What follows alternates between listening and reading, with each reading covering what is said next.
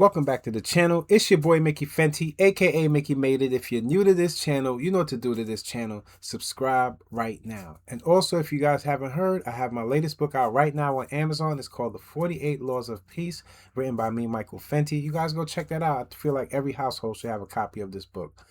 Okay, today's episode, all I can say is we're talking about premeditated murder, and yeah, it gets crazy. But I want you guys to pay attention to this story time. You know I love a good story, and yeah, I'm always gonna have the best stories for you guys. All right, I love you guys, and make sure you hit that notification bell also, so you'll know when I'm dropping these story times off.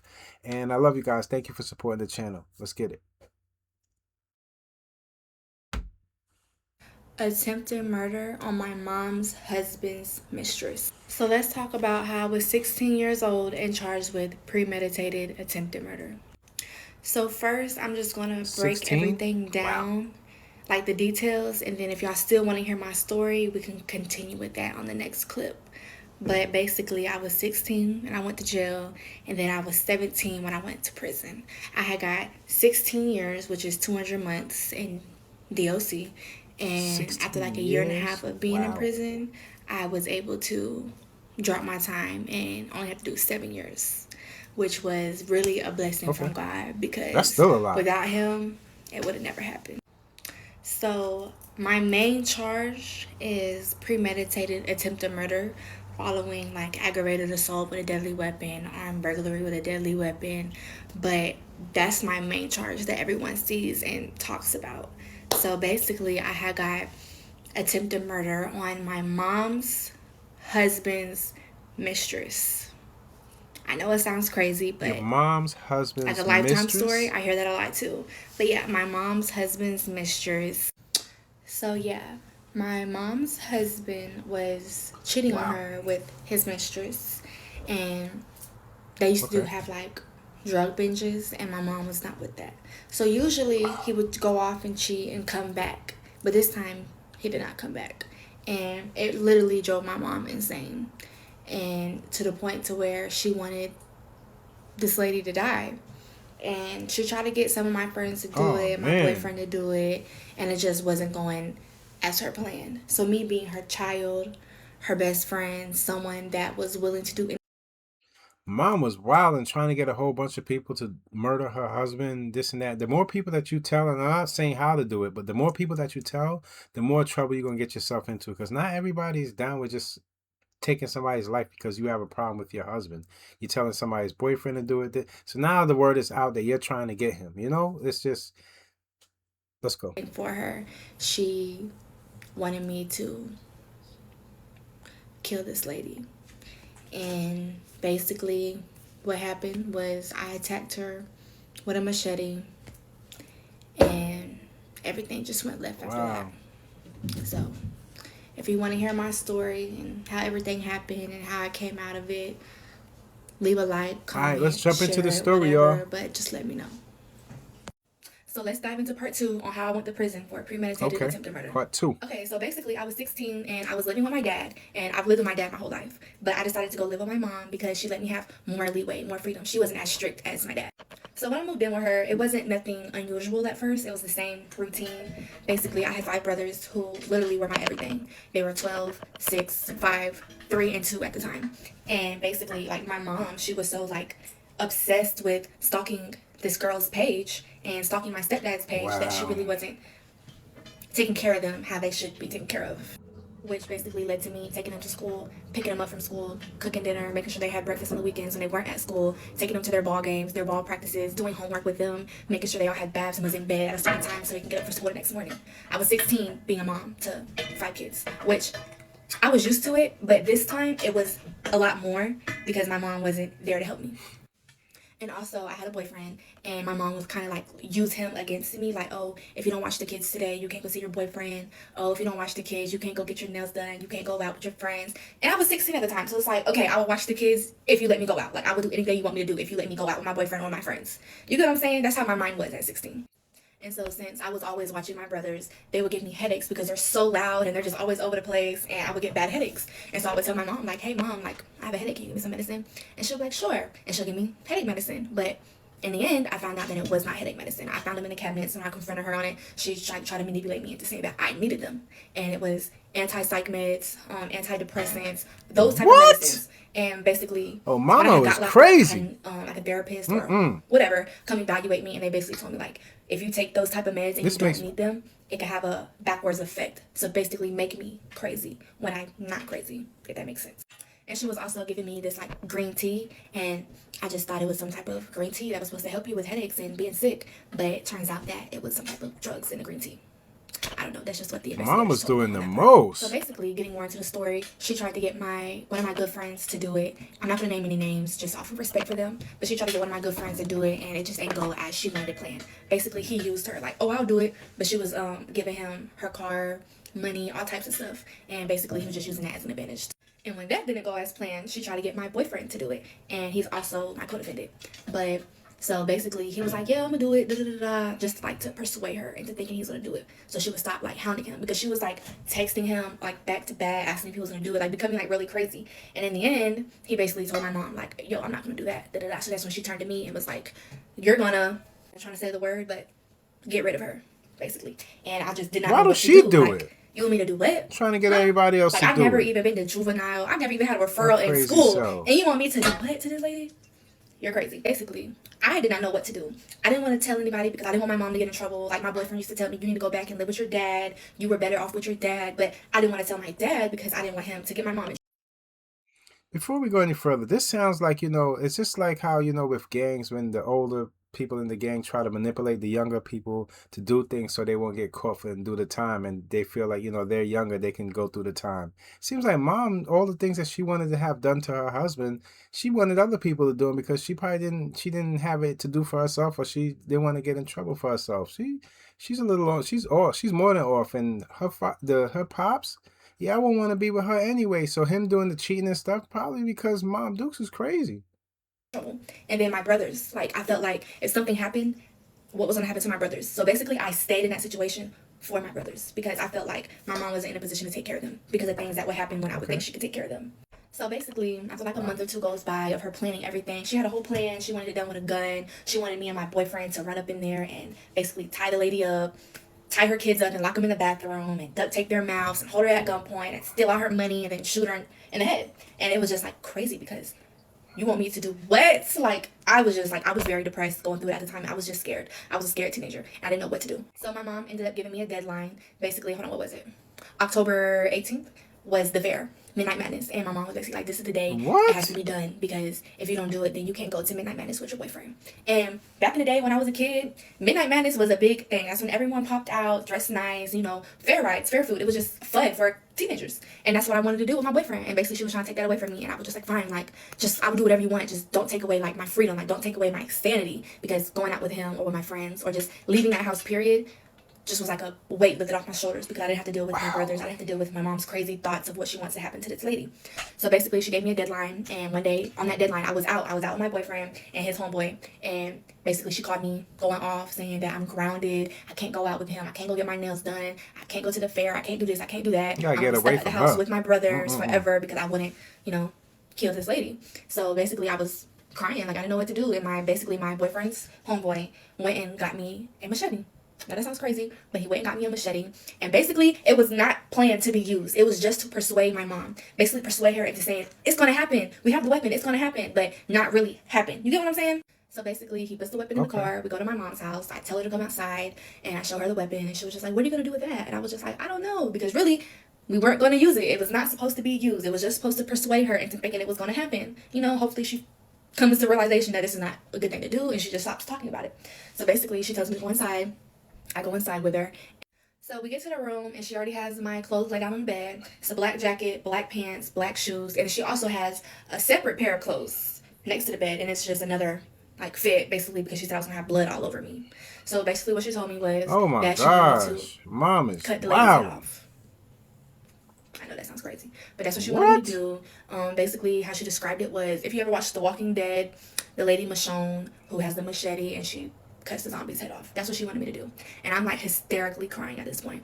So basically when it's time, I go outside and I get in the car. It's raining and I'm crying, driving, and basically my boyfriend was like, pull over, like you're no fit to drive, like you're crying, it's raining, I don't even have my glasses on to see the road. So I pull over and he gets in the driver's seat, I get in the passenger seat, I'm just crying and crying and crying. I got the machete in my pants because I didn't want, like, we got pulled over for them to see it, like I never like committed a crime before. So basically he ended up taking me to a street in front of the victim's house, right? The street in front of the victim's house. Mind you, I already knew where the victim lived because my mom had pulled up on her before, trying to fight her because my stepdad was over there with the kids, and it was just a lot. So my boyfriend ended up driving a street in front of my victim's house, and basically he looked at me and was like, "I don't want you to do this. You just need to go back and live with your dad, and it was better at your dad's. Your mom is crazy." Facts. But me, I What are you just could not tell doing? my dad or anybody because I didn't want my mom to get in trouble. I didn't want anything to happen to my brothers because they needed me at the time. So, and I'm just crying. I'm like having an anxiety attack at this point, and I get out the car. Wow, this is. And I got out the car and I walked all the way to my victim's house. And I get to her house, trying not to cry. I'm good, I'm good. So I get to my victim's house, and basically her door, basically you could see into it. It was like one of those glass doors. And I looked in, and she's literally at the kitchen table doing homework with her kids. Okay? She's doing homework with her kids. And I was just saying to myself, like, this lady does not deserve this. Like, she's a mom, just like my mom. She has kids, just like my mom has kids. And I couldn't even think of anything happening to my brothers because about my brothers, like, I don't know what I would do to somebody if somebody hurt them. So I was just like she got kids and she's doing homework with them. Like, I can't do this. Like, I'm just gonna go back and live with my dad and I'm gonna take my brothers with me. That's what I was thinking at the time. I was going crazy.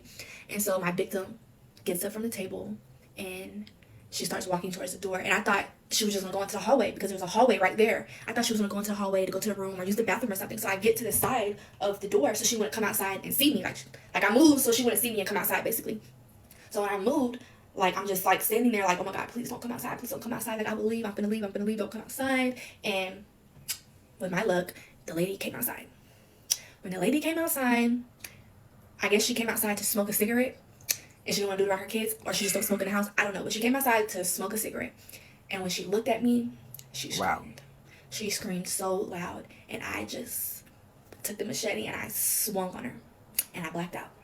So this video is already kind of long, but this is just basically the part that led up to me attacking the lady with the machete and why I got premeditated attempted murder at the age of 16 and went to prison. So if you want to hear how everything else happened, when I attacked her, what happened after I attacked her, what happened in prison, and where me and my mom are at now in each other's lives, just like, comment, share, whatever, just let me know.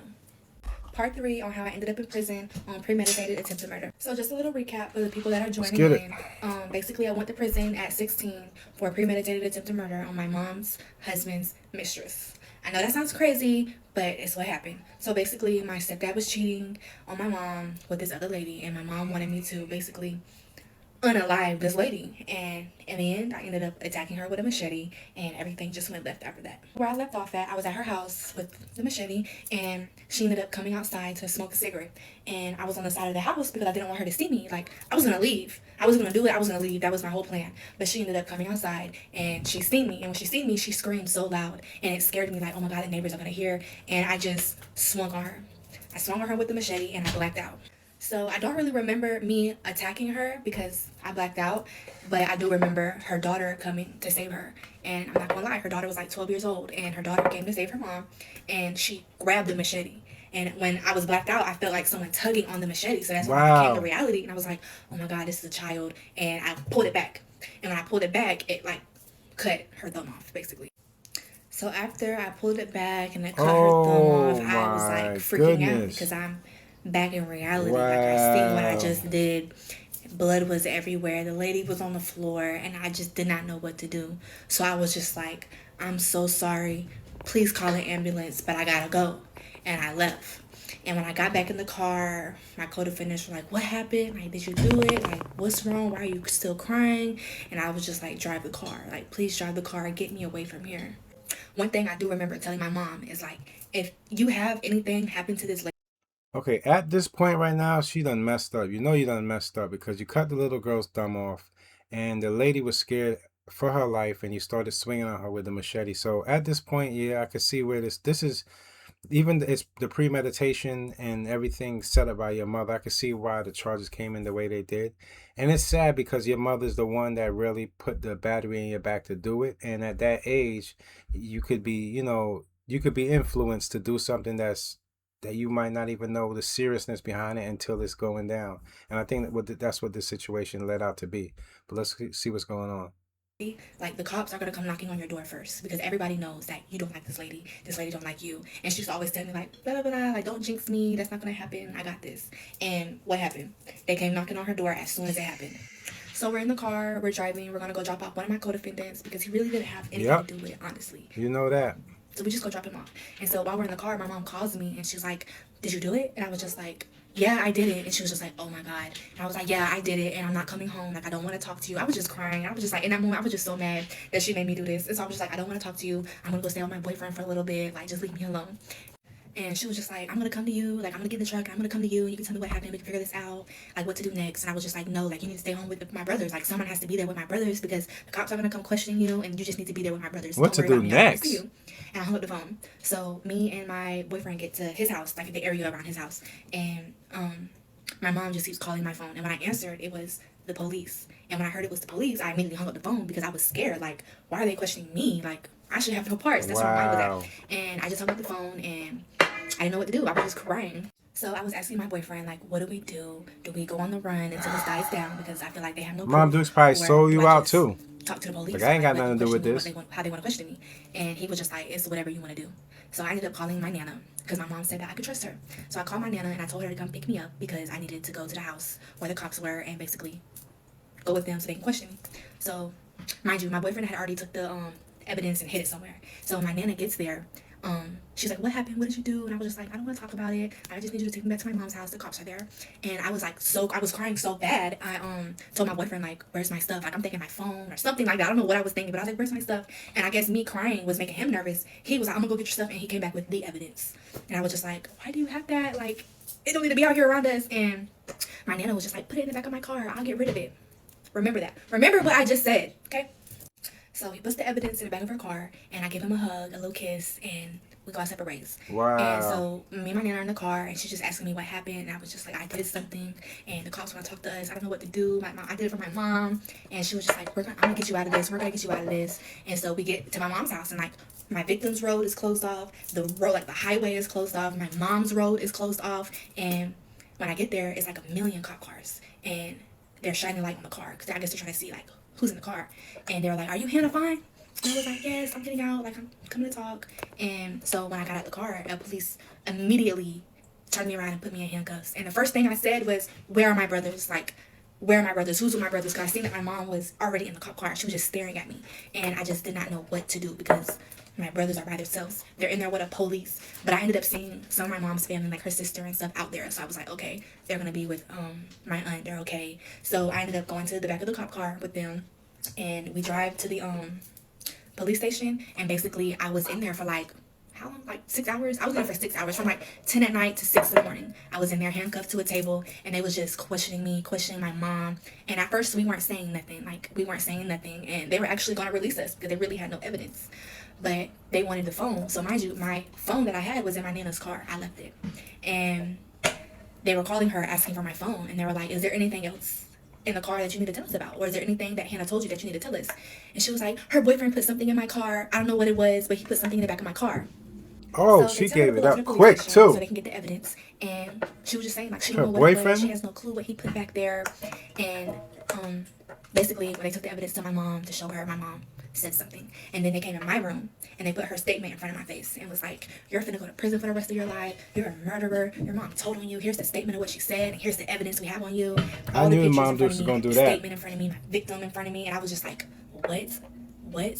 And so I'm reading the statement, and my mom basically turned her back on me. My mom said that I was crazy, schizophrenic. She had no idea what I wanted to do, what I planned on doing. She had no intentions on ever hurting this lady. I was jealous of the lady, and she was just throwing me under the bus to basically save her and basically say F her daughter. Yeah. So I'm going to stop the video here because it's already a little long. But yeah, that's what happened. My mom turned her back on me, and what happens after is even more crazy than what I just said. So thank y'all for supporting me and wanting to hear my story. Just continue to like, share, follow me for the next part, and we're going to keep the ball rolling. I got sentenced to 200 months in state prison. So let's start 200 months? I went to prison for premeditated attempted murder. So where I last left off was when my mom turned her back on me and just threw me under the bus like I was nothing. So after my mom threw me under the bus, I just started crying hysterically because I was just terrified. Like my heart was broken. So the cops were just like, I'm gonna go to prison for the rest of my life. I'm a murderer. My mom sold me out. Just a whole bunch of crazy stuff. And basically, I was just like, bro, like I would tell you like what happened if y'all just stopped talking to me like this. Like please stop, please stop. Like I was just hysterically crying. So I ended up telling them, yes, I did it, but can I just tell y'all why I did it? Like I'm not a murderer for real. I'm not a bad person. I'm not a violent person. Please just listen to my story. So after I told them the story, you know, what I told y'all in the other clips, they were just literally lost for words. Like they didn't know what to do after that. Oh, I do remember that my phone that they had was sitting like on the table in front of me and it just kept ringing and ringing and ringing. And it was my dad. So literally, I just started begging them to answer the phone because I was terrified and I wanted my dad. Like I never should leave that at my dad's house, and I thought he was gonna be mad at me. But when they answered the phone, he was just like, he was scared because you know I'm his daughter, his only daughter, and he was like, Hannah, whatever you do, just wait till you get a lawyer. Don't tell them nothing. Like he didn't even know what was going on. He just knew what my nana called and told him. So I'm still crying, and I just tell him like it's too late. Like I already told them what I did, and I don't know what to do. Like I don't know what's gonna happen to me, but I already told them, and he just got quiet. So it's like 6 o'clock in the morning now. They still don't know what to do with us or what to do with me because I'm a child and the information I just said, the information my mom said, the information my nana said, like they just don't know what to do. So eventually they ended up taking my mom to county jail and they ended up taking me to juvenile. So once I get to the juvenile facility, they housed me and I really don't know what to say about my time in juvenile because I was only there for a week. And then after that week, they transferred me to county jail because I was being tried as an adult. So I get to county jail. They transferred me and my co-defendant, and he goes to the juvenile pod for boys. I go to the infirmary because they don't have a juvenile pod for females. I was literally the only female juvenile in county jail, so I was housed in the infirmary, and I got some stories about the infirmary, but it really wasn't that bad. Like the guards, they were very nice to me. They ended up putting a TV in my room. I could watch TV all night. I was able to use the phone all day. Call my dad, just calling my dad all day. I know I was bugging him. Um, I had food. My dad sent me packages. Like it wasn't bad, but get back on track. I Was ended it up doing good? 15 months in county jail because my mom decided to take her case to trial. I pleaded guilty, but I still had What? to wait for my mom's trial to be over for me to get sentenced and for my co-defendants to get sentenced. So my time in county, I had this lawyer that my dad had got for me, and he always came to see me, basically just keeping me updated on like the things my mom was saying. And some of the things that my mom was saying was actually pretty wild. My mom was doing and saying anything to get out of this situation and just leave me in it to deal with it by myself. So I found out that my mom said I was jealous of my victim because I was in a relationship with my stepdad. Mom was the crazy one. So when I heard that, I was just heartbroken, crying again. I did a lot of crying. So 15 months go by of dealing with this, and my mom's trial finally comes up, and basically she had her side and I had my side. So after the trial was over, she ended up being found guilty. And then, you know, shortly Yeah. after, we had our sentencing date. And so the day of sentencing, I got sentenced first. And the judge sentenced me to 200 months.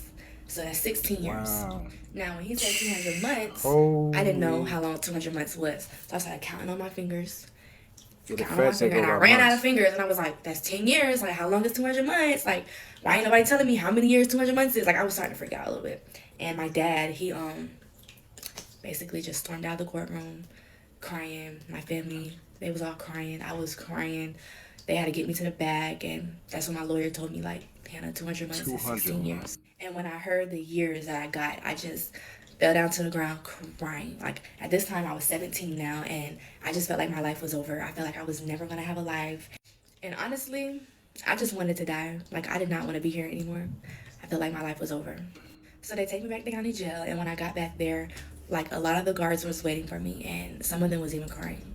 So they take me to the office where my 16 years at 17 years old. Yeah, I could see how she felt like her life was over because, even though that's a lot of time and to, to her point, to on her side, it's the mom that really started all of this. I don't know how they didn't look and see. I understand them giving her time, but it seems like they wasn't even playing around because it was a little girl that got her thumb cut off. But That's a lot of time to even have to deal with. And I want to know how much time her mom got, y'all. Therapist was at. Her name was Miss Fry. I will never forget her. She was such a sweet lady. But she was in there with a couple of the officers that I got close with that really looked out for me. And we're all just crying, crying, crying because they didn't think I was going to get that much time. I'm going to stop the story here. So if you want to hear how long my mom got and Okay, what let's get happened it. when we got transferred to prison. Part 5 onto why I went to prison for premeditated attempted murder. So, to everybody who's new here, my name is Hannah, and I got locked up for premeditated attempted murder. Basically, I was manipulated by my mother, and basically, she wanted me to unalive her husband's mistress, and I ended up attacking her with a machete. And yes, it sounds bad. It's like a lifetime story, I already know. But to catch up on everything. So now for the big question. My mother ended up getting 55 years. Yep, So 55 after we were all years. sentenced, they Wow. ended up moving me from the infirmary to the adult pod. But since I was still underage, I had to be locked in the cell 24 hours. So, mind you, my whole 15 months in county jail, I never seen my mom. But when they moved me to the adult pod, I was able to see her through the window on the other adult pod, since we weren't Wow. able to be on the same That's pod with each crazy. other. And we would literally just look at each other, just like looking at each other. And then I started getting little notes on my breakfast trays from my mom. And on the little notes that she would send me, basically she was just telling me like everything I would need to take with me when I went to prison, stuff I couldn't take with me just because she already knew. And she would just tell me how much she loves me Oh, and she's sorry man. that we're Mama, you going through crazy. this. And I used to look forward to getting those letters. I looked forward to getting those letters. Like, it just used to make my heart, like, so happy that my mom was writing me letters and talking to me. So after about like a week in county, after we were sentenced, we were shipped off to prison. And it was like 50 of us, and like all the women, they were all like handcuffed to each other, like one person here and then another person was right next to them, handcuffed and shackled. But since I was a baby, I couldn't be handcuffed to another adult woman because I was a child and she was an adult. And so when I seen all the women start coming in and stuff, I was just looking for my mom. Like, I was just looking for her just because I wanted to be next to my mom on this ride to prison. And I know y'all are thinking like, why were you looking for your No, mom? I Why did you want to understand. be I next to understand. her? Why were you happy she was writing you notes? But at the end of the day, that was still my mother. And I was so scared of going to prison. I was so scared of going to prison that, sorry. It's all good. So I was so scared of going to prison, and my mom was the only person I knew. Like, Man. I've never been in this predicament before, and I'm literally, my mom's my mom. Like, I've known her my whole life. So I just felt comfortable being with her, even though of our situation and like her trying to manipulate me and throw me under the bus. I just still wanted my mother. So they started I putting can't us on believe the your bus, mom did and that. all That's the adults went crazy. to like the back of the bus. And then on the That's front of the selfish. bus, it was a caged off area for like pregnant women, crazy people, and juveniles. So it was me. I sat next to a pregnant lady, and then another lady next to me that could not fit in the back. What broke my heart in that moment was when everybody was loading on the bus. My mom was kind of in the front so she could choose wherever she wanted to sit. And instead of sitting in the seat right behind me, so we could talk or we could do whatever because we haven't talked in 15 months. And that's all I wanted to do. Like, it was going to be like a 5-hour drive. And I just wanted to sit there and talk to my mom. And she didn't want to be by me, I guess. So she went to the back of the bus. So on the whole ride there, everybody was just talking and laughing, and people kept saying to me, "Oh my God, Hannah, you're so pretty. You look just like your mom. She told us so many things about you. You're just so pretty. Oh, you're such a baby." And I was just like, okay, like my mom, she talked good about me, but why didn't she want to sit next to me? And it was this one girl, and she was like, she called me like fine, like trying to hit on me. And my mom stood up and was like, "That's a child, like that's my baby, like don't even try her like that." And then after that, she didn't say nothing else. So we all finally get to the reception center in Ocala, and the reception center is a process. You gotta check in, they gotta get your name, everything. Then you go to the back, they make you shower, they make you do your hair, you gotta squat and cough. Then they gave us a dress that we all had to put on, and we had to wait in the caged area. It was just a long process. At this point, all the guards knew that I was a juvenile and that I had to go to Lowell across the street to be in the YO camp since I couldn't be on the actual adult compound. So they told me, like, when I get done showering and everything, to go in the other room and not go in the caged area because other adults was in there and I wasn't supposed to be with adults. So when I got done showering, I was walking past the cage and my mom was like, Hannah, come here. And so I looked around, there was no guards to tell me, hey, you can't go in there. So I ended up going in the cage and I sat next to my mom. And I was like, what do you want? And she was like, are you okay? How do you feel? Do you have everything you need? Do you need anything? And I was just mad because you didn't talk to me for 5 hours when you could have been literally right behind me, face to It's face, true. talking to me. It's And she was selfish. like, oh, I'm just saying. I was like, no, like, you want to be a mom now? Like, you want to look out for me now? No, bro, I'm good. And then the police see me and was like, fine, come in his room. So, of course, I ended up tearing up and I was just like, I love you. And I walked off.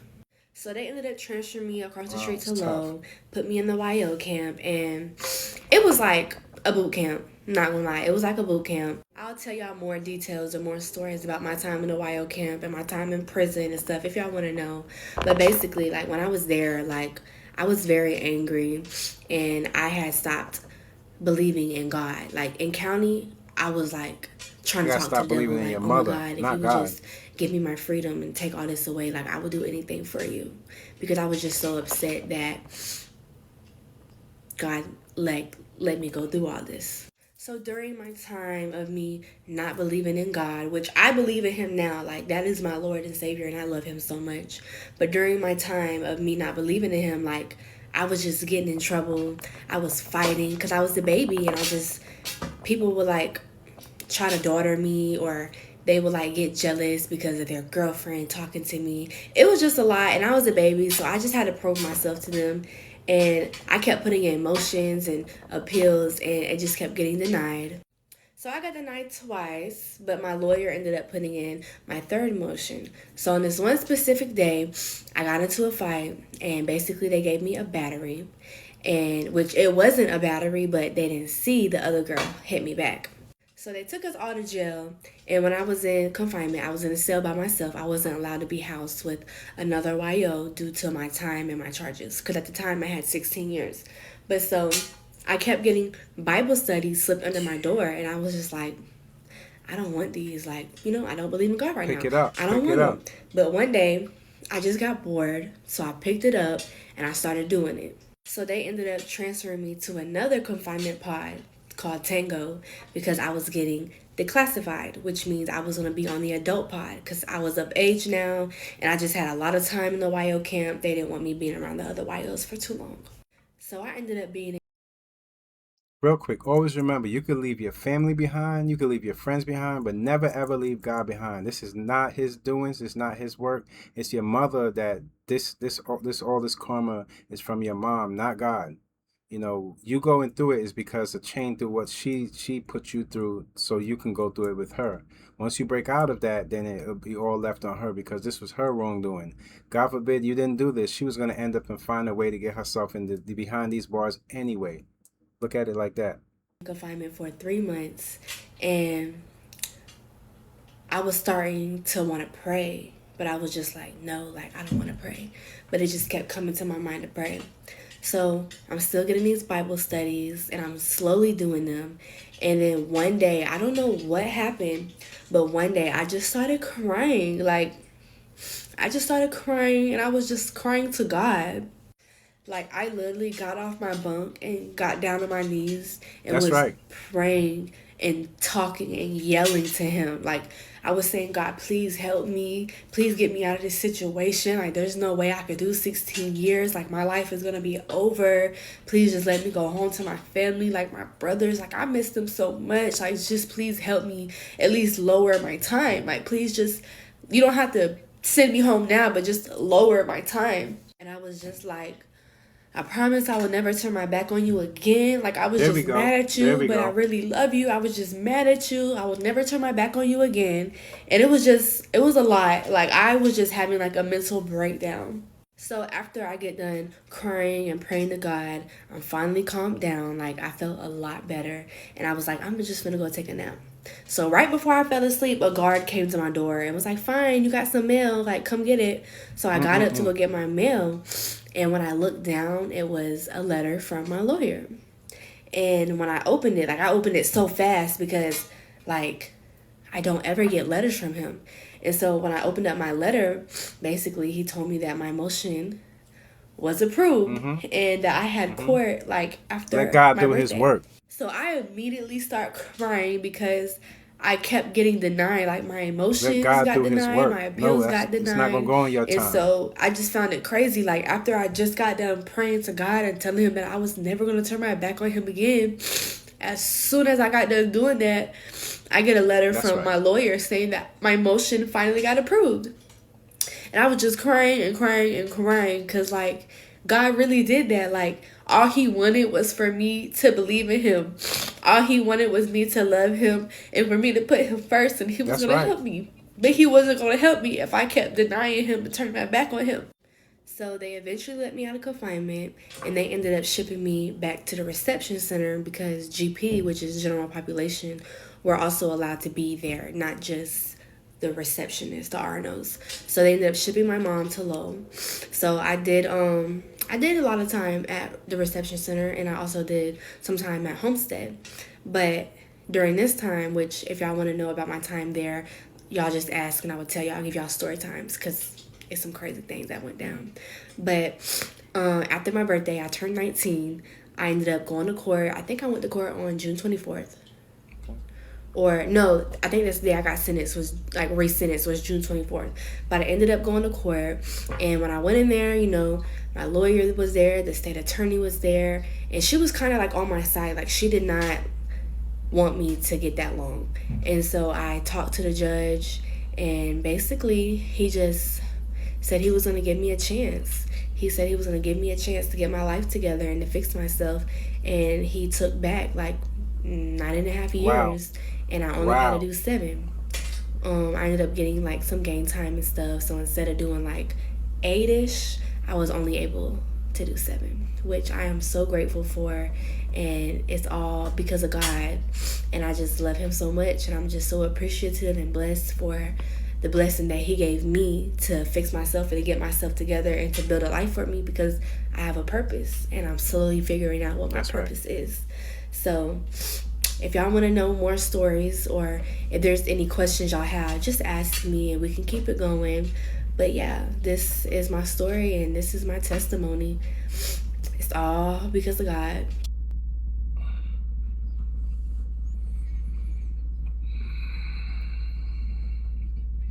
Wow.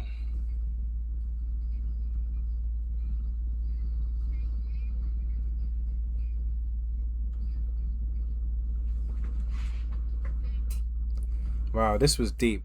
All I can say behind this one, I feel like is her mom 90% of this, even though she did carry out what her, by her mom, she was at an age where that influence from her mother telling her that it could definitely push her to do something that she probably wouldn't have did on her own. That's the way I feel about her situation. And I feel like her mom was very wicked, not getting the things that she wanted. Just because you can't get the life that you wanted or you want your husband to stop doing something, it doesn't mean you go out there and try to do something like that. That was absolutely ridiculous the way she went about it. And 55 years, yeah, I don't think she'll be ever coming out of prison, but at least her daughter will be able to get a chance at life and to build a life that's completely different.